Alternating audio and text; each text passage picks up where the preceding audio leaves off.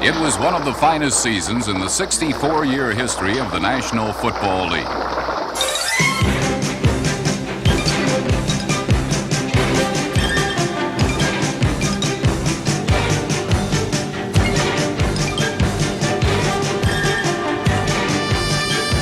In all of professional sports, no other league packs so much excitement and drama into game day.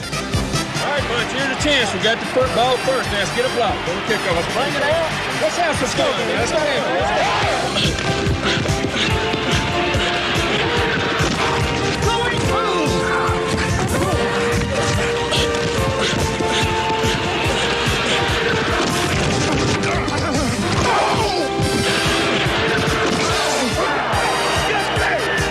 As always, there were dominant players and dominant teams.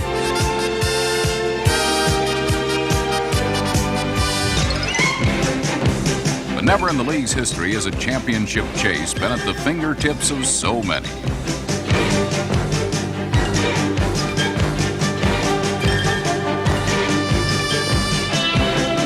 The Detroit Lions rode the enthusiasm and talent of running back Billy Sims, number 20, to their first division championship since 1957.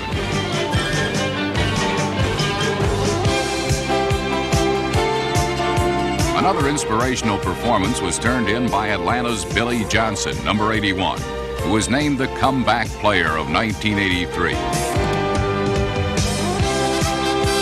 After 2 knee operations as a Houston Oiler, a brief stint in Canada, and a year on the bench in Atlanta, it seemed that the career of Billy White Shoes was over.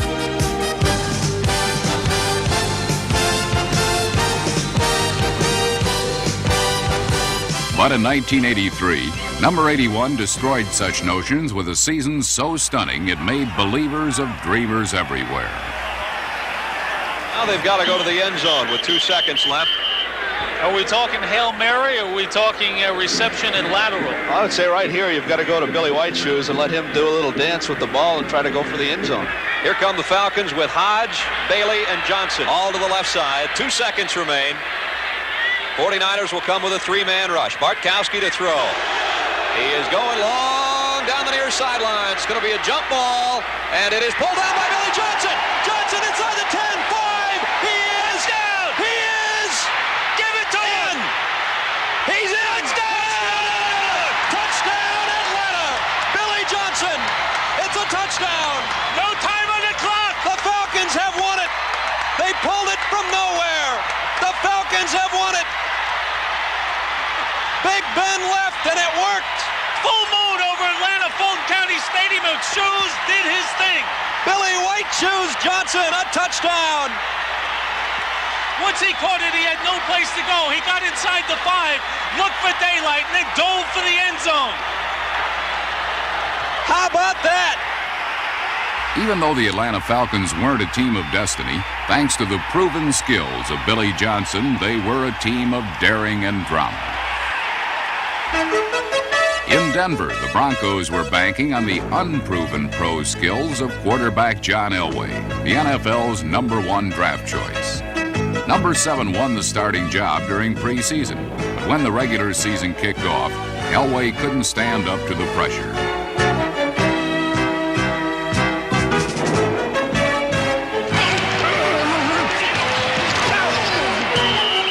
Denver's complex offense disoriented Elway, and he spent much of his first season just trying to get his bearings.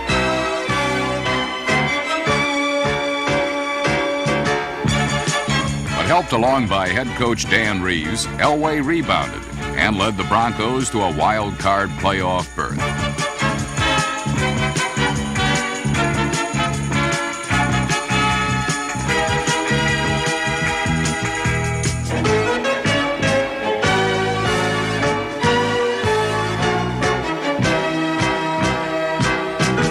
Never before has youth played such a part in turning NFL teams around. Running backs Eric Dickerson of the Rams, Kurt Warner of the Seahawks, and quarterback Dan Marino of the Dolphins all were rookies who were instrumental in their team's assault on the playoffs.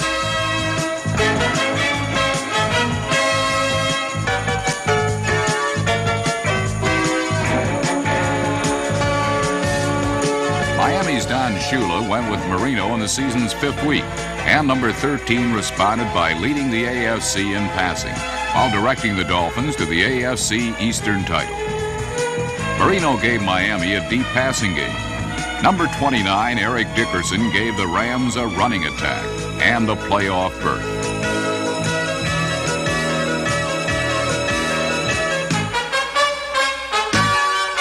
Eric's 1,808 yards rushing led the NFL and were the highest total by a first-year player in NFL history. His 85-yard touchdown run against the Jets was also the longest run from scrimmage in 1983. The top rusher in the AFC was Seattle's first-round choice Kurt Warner, number 28.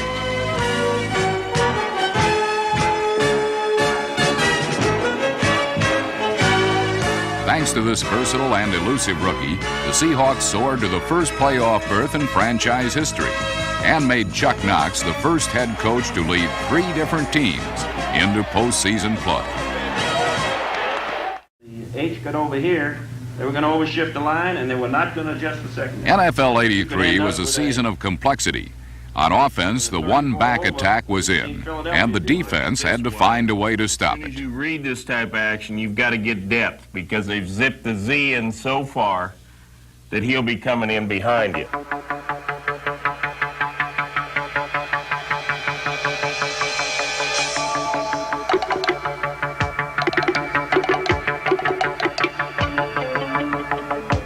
Modern defense is formulated around strength in numbers. But one powerful man on the line of scrimmage can still control the game.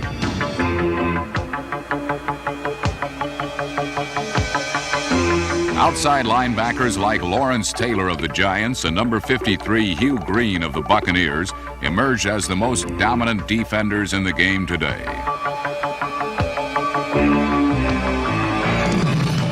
Their rare blend of athletic skill destroyed the best laid plans of an offense.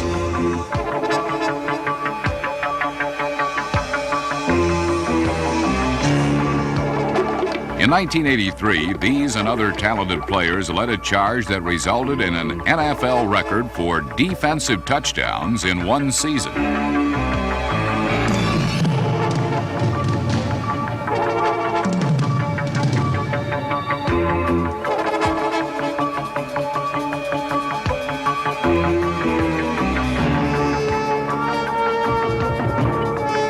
With offenses spread all over the field and passing the football at a record clip, turnovers turned into touchdowns as defenders found that they could remedy an unfavorable situation with a single blow.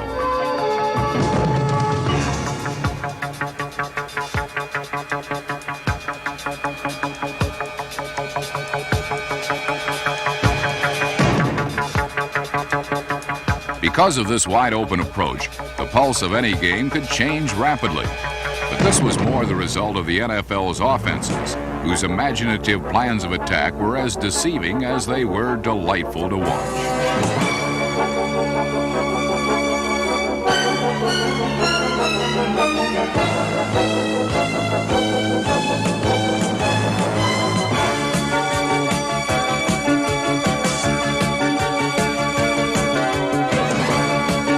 Not since the pass-happy days of the 1950s have so many spirals filled the air.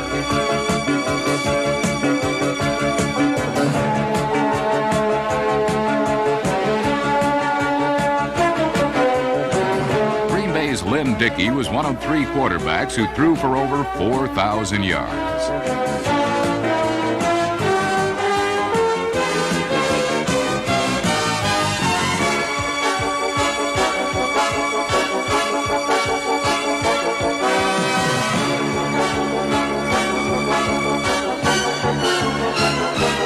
Atlanta's Steve Bartkowski was the NFL's top-ranked passer. With 92 receptions, Los Angeles Raider tight end Todd Christensen led all receivers. Teams won by passing when they wanted to pass, not when the defense dictated that they could.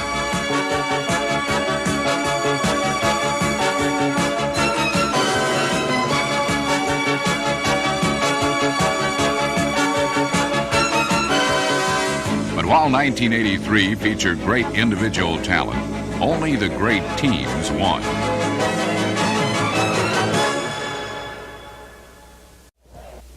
All right, let's go split right close, 20 paint.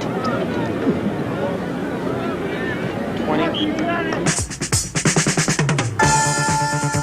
With its one back, two tight ends, and pre-snap movement, the Washington Redskin offense, quarterbacked by Joe Theismann, scored 541 points, the highest in NFL history.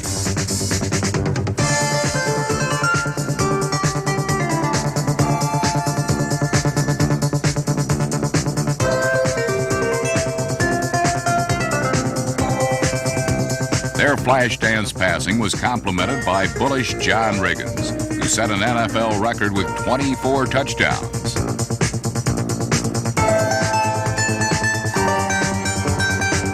Armed with the best offense in football and the league's toughest defense to run against, the Redskins bred the conviction in an opponent that they would have to play a perfect game to beat them. Only two did, as Washington won 14 regular season games and then 2 more en route to the NFC Championship.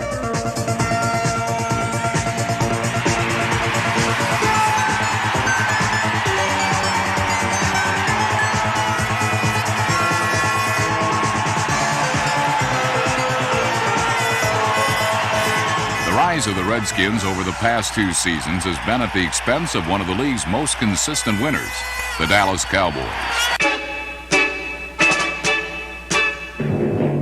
In 1983, the Cowboys' shotgun was loaded once again with deadly ammunition.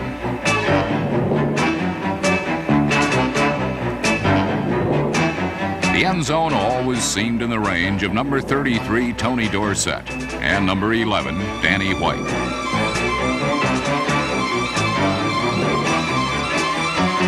On both sides of the football, Dallas could shoot down an opponent, and 12 times in 1983, they did just that.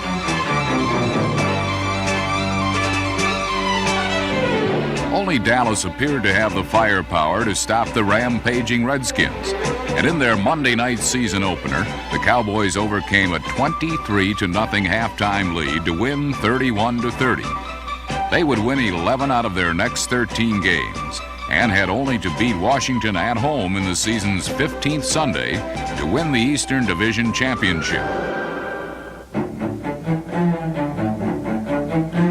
It began as a typical Cowboy and Redskin shootout.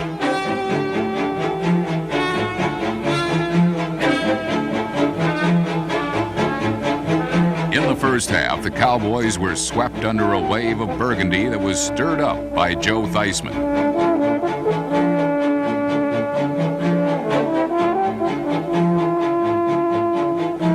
Late in the third quarter, with the contest still undecided, the Cowboys faced a 4th and 1. The plan was to lure Washington off sides and never snap the ball. But at the line of scrimmage, Danny White audibled into an off-tackle play that proved to be the downfall of the Dallas Cowboys. Dallas was routed 35-10. And 2 weeks later, the Los Angeles Rams kicked the Cowboys right out of the wild card playoffs.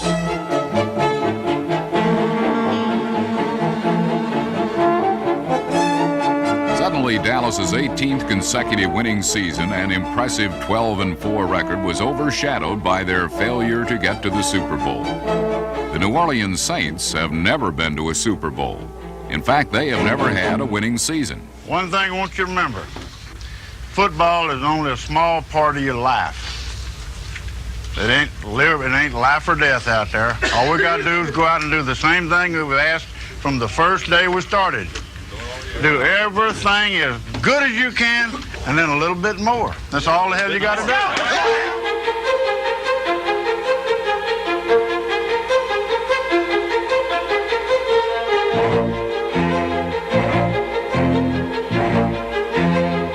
In his third year as head coach, Bum Phillips rebuilt the Saints into a team that learned how to win.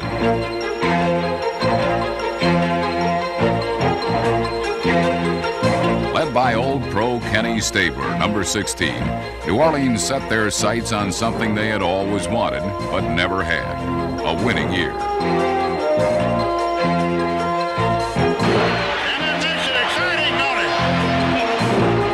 of the excitement stemmed from Bum's defense.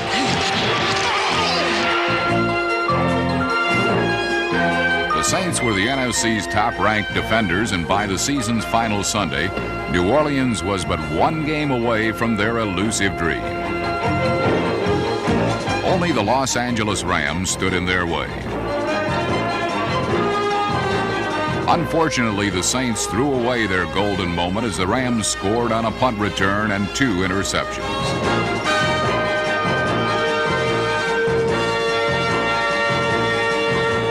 With but 6 seconds remaining, a field goal finally ended Bum's quest of making his Saints winners. And they rode out of 1983 saddled with a record of 8 wins and 8 losses.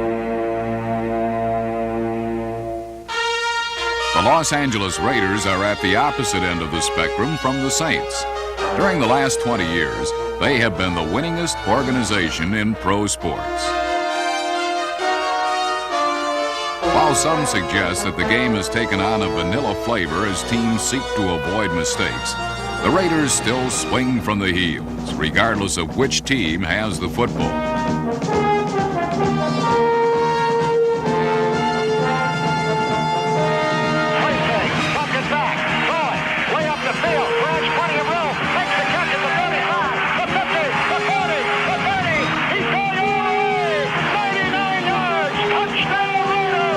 The Raiders' philosophy is simple.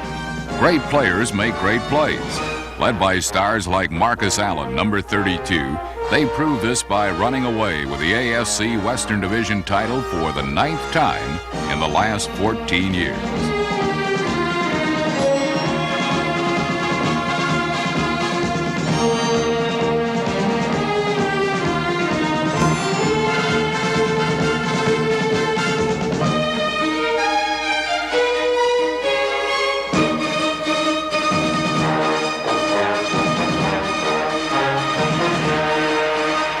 The Los Angeles Raiders have been so typecast as intimidators and roughnecks that people forget how much genuine talent they have. But in the playoffs, they not only displayed their talent, they also showed that they were a team that knows how to run when the wire is near.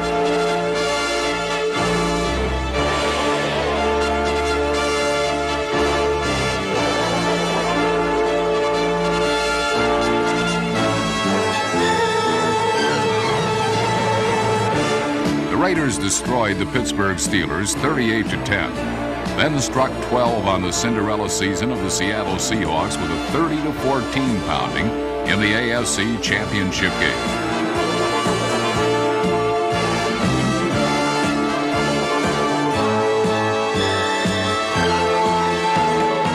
Only the Redskins blocked the championship chase of these mighty Raiders. You guys were magnificent. We played a great football game. We deserve to be the champs and represent this conference. We're going to Tampa, baby. We're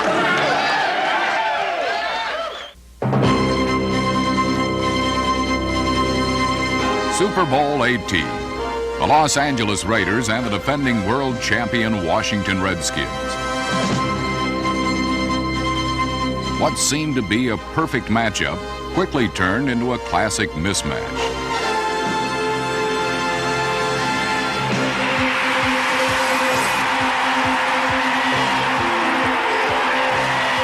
The Raiders scored immediately, then turned loose their stable of thoroughbreds on the stunned Redskins. Marcus Allen ran for a Super Bowl record 191 yards, and quarterback Jim Plunkett passed the Raiders to a 14-3 lead.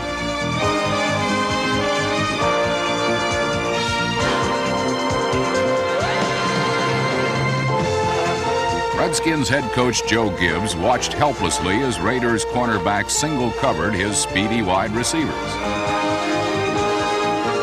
This freed the corner linebackers from outside pass coverage and allowed them to blitz and pressure Joe Theismann. The Redskin ground game fared even worse as the Raider inside linebackers shut down the inside power running of John Riggins.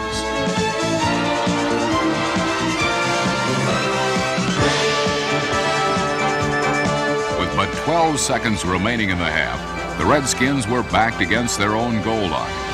But instead of running out the clock, they gambled. I felt that being behind 14-3, I was not comfortable with falling on the ball. I just wasn't going to do that. And as a matter of fact, the statement was made on the sideline, hey, maybe we ought to run a play. And I said, no, we're not. It was my decision. I made it. Gibbs' decision resulted in Jack Squirick's interception and gave the Raiders a 21-3 halftime lead and ended the competitive phase of Super Bowl 18.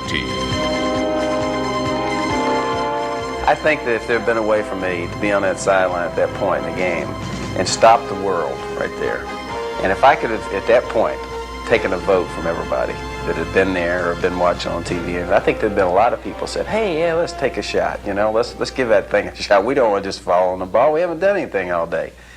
I think there'd been a lot of people that would have said that. After it happened, I don't think I can find 5 that would say that, but that's my job. The Raiders raced to a blowout of unthinkable proportions, a 38-9 victory over the defending world champions.